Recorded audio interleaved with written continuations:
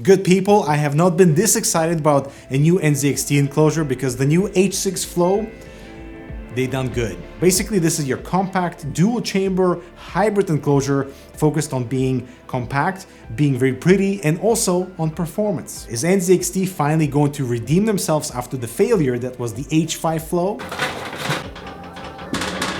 Yes. So the concept behind the H6 is simple. It's a hybrid between the H9 dual chamber and the H5 in terms of this compact mid tower. For one, you showcase your build with this fish tank glass corner, but at the same time, you can utilize this unique angular fan design for uninterrupted airflow delivery. This is kind of brilliant, and I'm sure we'll see more of that later because it basically hides the width of the case because of that angle kind of disappears on the right side, making it appear a lot more compact than it really is. I mean, you can see there's a huge size difference between the Performance 1FT. The Antic enclosure is more considered like a full tower, but it's still in the mid-tower category, and most mid-towers are actually that size already. So you can see how the H6 Flow in its compactness is kind of a winner. You know, I am happy to report the build quality is much improved versus the H5 Flow. There's nothing rattling. Everything feels robust and, you know, the true original NZXT quality. This thing is not perfect, but NZXT made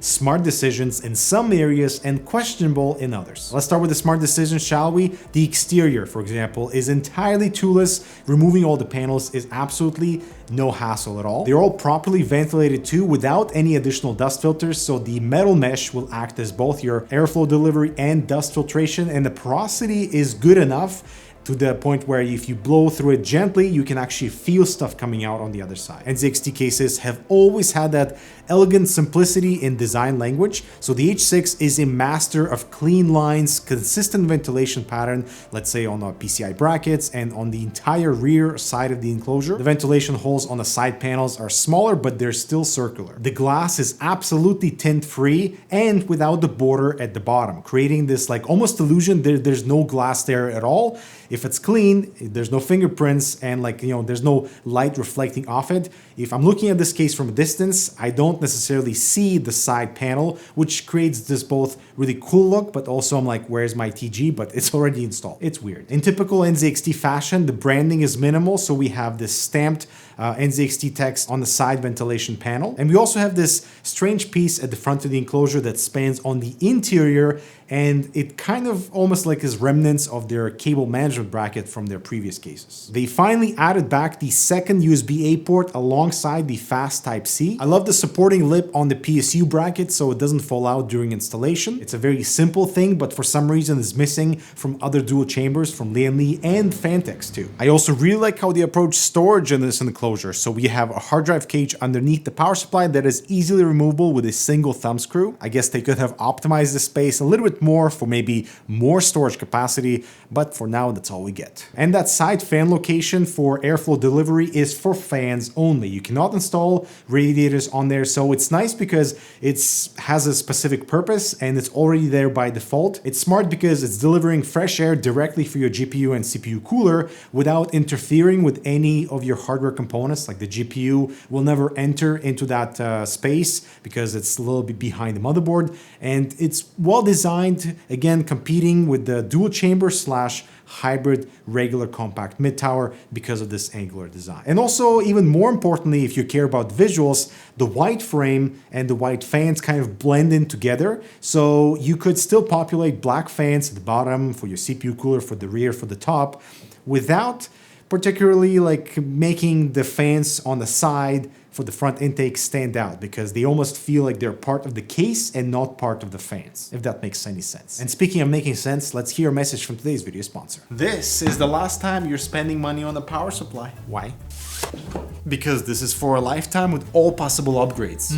Why? Be quiet and enjoy the Dark Power Pro 13. Why? With their signature aluminum case and Silent Wings fan, individually sleeved cables with cable combs for that first-class experience, with two PCIe 5.0 600-watt 12-volt high-power cables. Now that's intimidating. Why? 80+ titanium efficiency with an overclocking key. So truly a power supply for now and the beyond. Check it out below. Welcome back. Let's talk about some of their questionable decisions, shall we? So first of all, you can add two 140mm fans at the bottom of the case that sit nice and flush inside that little cavity and fill in that floor, but we have only mounting holes for 140mm fans only, nothing for 120s. This is partially because anything smaller will not fill the entirety of the gap and therefore might not look appealing, but it is so clearly an artificial compromise just because populating 120mm fans in there doesn't look half bad, and also they could have easily included some sort of like a gap filler in case you are going for 120mm fans. You can insert like a little plastic piece to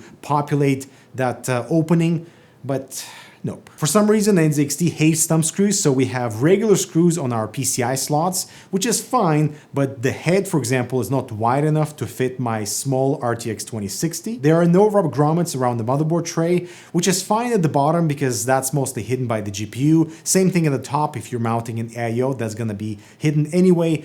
But on the side of the motherboard, it would not be an issue if that whole side wasn't so exposed. It's right there for viewing, and so you can see right through. Rubber grommets in this place in particular would be best just to hide that mess behind it. And probably my biggest complaint with the H6 Flow is actually the height of the enclosure or the lack of the optimizations of the interior to match the growing trends of larger hardware, especially for slightly thicker fans. You can see at the top, it will support a 360 radiator or a 280 radiator as well, and the holes appear to be properly offset from the motherboard, but with my 360 AIO and 30mm fans, they bump into the motherboard IO shield. This is really unfortunate because having the motherboard slightly lower by just a few millimeters would eliminate any compatibility issues with thicker fans. If you go with the 360 at the top, make sure the radiator is under 30mm and the fan is only 25. Unless you're okay with a crooked mount,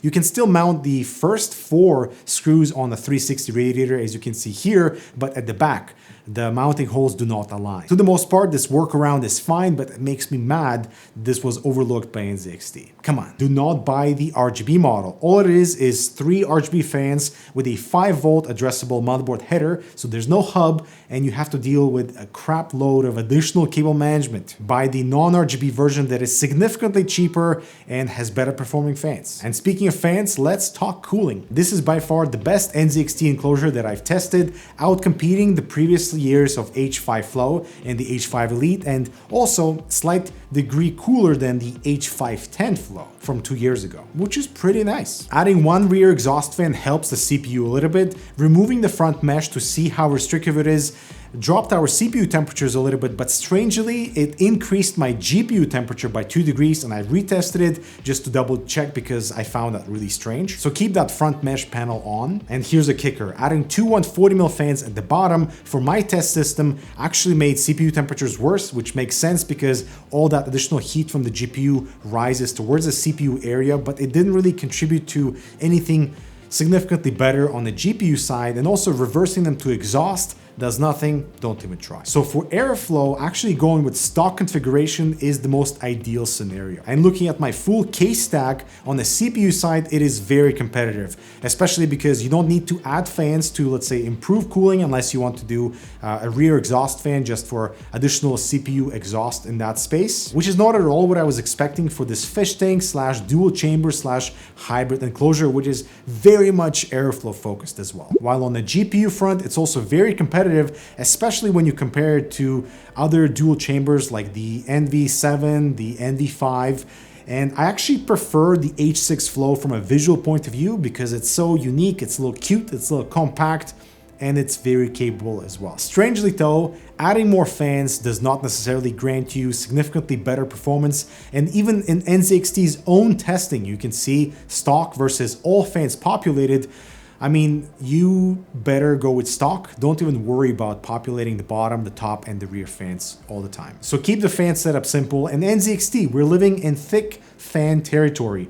I mean, I really don't like that we have this little compromise with not being able to install just 30mm fans with a standard radiator at the top because it bumps into the damn motherboard. Please take that into account for revision 2. 140mm fans only at the bottom is just weird. And this could have been like the perfect compact dual chamber hybrid, and it will be for many. I'm just pointing out all the flaws so we can get a better product in the future. I still really like the H6, but let me know what you think. I'm Dmitry. Thanks so much for watching. I'll talk to you in the next video.